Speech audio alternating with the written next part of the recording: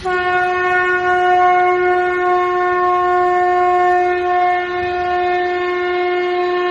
के जिज्ञासु सभी प्रियजनों को मेरा नमस्कार। आज हम महर्षि पतंजलि के दूसरे सबसे अहम सूत्र की चर्चा कर रहे हैं, जो योग को सर्वमान्य और वैज्ञानिक ढंग से परिभाषित करता है। उनका दूसरा सूत्र है योगः चित्तवृत्ति निरोधः, यानी योग चित्त की वृत्तियों का निरोध है। यहाँ चित्त को समझने के लिए हमें मानव शरीर के हार्डवेयर और सॉफ्टवेयर की थोड़ी चर्चा जरूर कर लेनी चाहिए, जिससे बात समझने में आसानी हो सके। 6 हिंदू दर्शनों में सर्वाधिक प्राचीन सांख्य दर्शन के अनुसार मनुष्य, प्रकृति और पुरुष, जिसे हम आत्मा या चैतन्य भी कहते हैं, का जोड़ है। यहाँ हम सांख्य दर्शन का जिक्र इसलिए भी कर रहे हैं क्योंकि सांख्य योग की पृष्ठभूमि है, तो योग दर्शन उसका प्रायोगिक मूर्त रूप समझा जाता रहा है। एक तरफ प्रकृति ज्ञानेंद्रियों, कर्मेंद्रियों और पंचभूतों को मिलाकर हमारे शरीर का हार्डवेयर तैयार करती है, वही हमारा मन, बुद्धि, चित्त और अहंकार मिलकर हमारा सॉफ्टवेयर यानी अंतःकरण चातुर्य का निर्माण करते हैं। आइए इन्हें विस्तार से समझने की कोशिश करते हैं। सबसे पहले आता है मन, माइंड।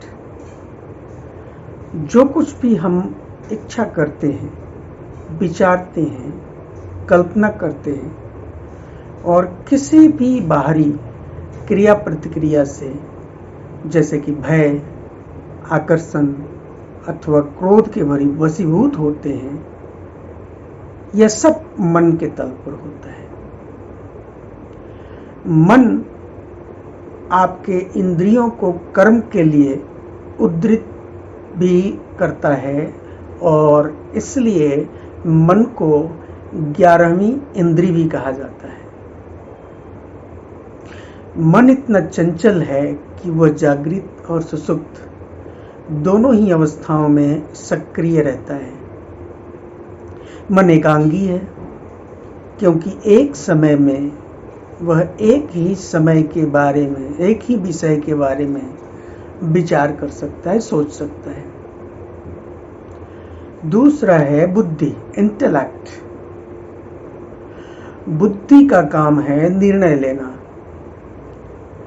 जो कुछ भी इच्छा हुई, विचार आया, कल्पना किया अथवा किसी बाहरी क्रिया प्रतिक्रिया से भय, आकर्षण अथवा क्रोध उत्पन्न हुआ, उस संबंध में हमारी प्रतिक्रिया क्या हो, इनका फैसला करना बुद्धि का काम है। बुद्धि हमारी ज्ञात सूचनाओं और कर्म संस्कारों के आधार पर युक्ति संगत निर्णय लेती है और मन पुनः इंद्रियों के माध्यम से उसे कार्य रूप में परिणित कर देता है। तीसरा है चित्त। हमारा चित्त वह तल है जहां हमारे कर्म संस्कार लहरों की भांति विक्षोभ उत्पन्न करते रहते हैं। कई बार हमारी दमित आकांक्षाएं, सफलताएं, असफलताएं, शोक, अभिशाप इत्यादि अस्थायी तौर पर मौजूद रहती हैं और कोई हल्का सा इशारा उन्हें पुनः लहरों में परिवर्तित कर देता है। अर्थात चित्त हमारी रिमेम्बरेंस है और इसे ही महर्षि पतंजलि निरुद्ध हो जाने को योग की संज्ञा देते हैं। इसे एक उदाहरण से इस प्रकार समझा जा सकता है,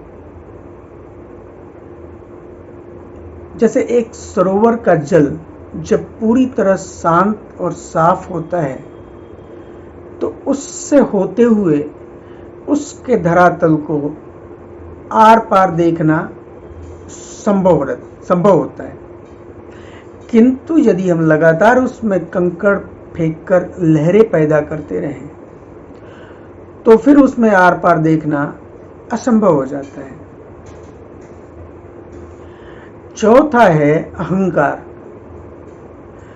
वस्तुतः आत्मा ही हमारी नियंता है, पर वह हर समय निर्लिप्त बनी रहती है और हमारा मन, बुद्धि और चित्त के साथ मिलकर हमारे त्रिगुणों यानी सत्व, रजस और तमस के प्रभाव में हमारे अंदर मैं का भाव उत्पन्न करता है। योग इसे ही अहंकार के रूप में रेखांकित करता है। अतः सामान्य अर्थों में इसे ईगो, गर्व या घमंड समझा जाता है, किंतु योग इसे स्वयं के संबंध में हमारी अपनी मान्यता के रूप में रेखांकित करता है।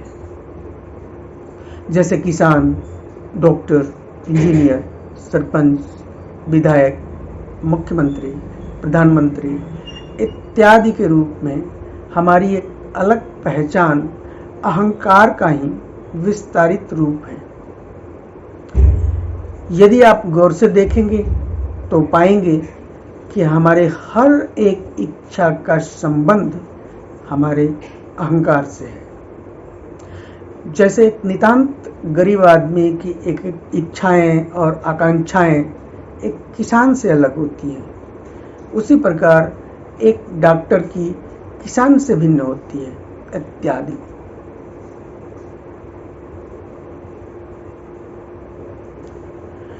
आइए इन सभी को एक उदाहरण से समझने की कोशिश करते हैं। मान लीजिए एक दिन शराब पीने का विचार किसी के मन में आता है। मन ही से मनवाने के लिए बुद्धि के साथ जिरह करता है। बुद्धि के संज्ञान में शराब के संबंध में जो भी सूचनाएं होती है, उनके आधार पर मन के खिलाफ दलीलें देता है और मन उनका प्रतिवाद करता है। हमारे चित्त में विद्यमान कर्म संस्कार उन दलीलों में वजन डाल देते हैं। यदि हमारे कर्म संस्कारों में सत्व की प्रधानता होती है तो हमारा फैसला शराब की इच्छा के विरोध में आता है, किंतु यदि तमस की प्रधानता होती है तो फिर फैसला शराब की इच्छा के पक्ष में आता है।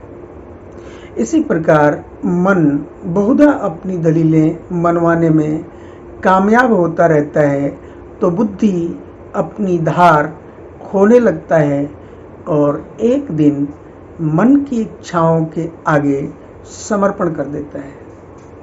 ऐसे में आदमी किसी भी किस्म के व्यभिचार में संलिप्त हो जाता है।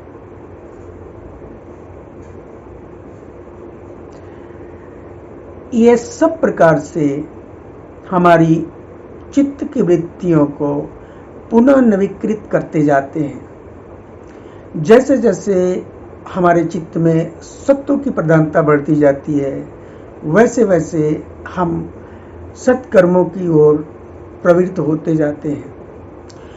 योग की भूमिका सब प्रकार के वृत्तियों को निरुद्ध हो जाने तक का रोड मैप है। यहाँ मैं एक बार पुनः स्पष्ट कर दूं कि अच्छी या बुरी हर तरह की वृत्तियों का निरुद्ध हो जाना योग है, और इसलिए महर्षि पतंजलि कहते हैं योगः चित्तवृत्ति निरोधः। आशा है मेरा यह प्रयास इस अति महत्वपूर्ण सूत्र को समझाने में मददगार साबित होगा। पुनः आपसे अनुरोध है कि आप इस संबंध में अपनी राय जरूर बताएं। आपके सुझावों का हमें इंतज़ार रहेगा। अगले वीडियो में हम अगले सूत्रों पर चर्चा जारी रखेंगे। आपका बहुत बहुत धन्यवाद।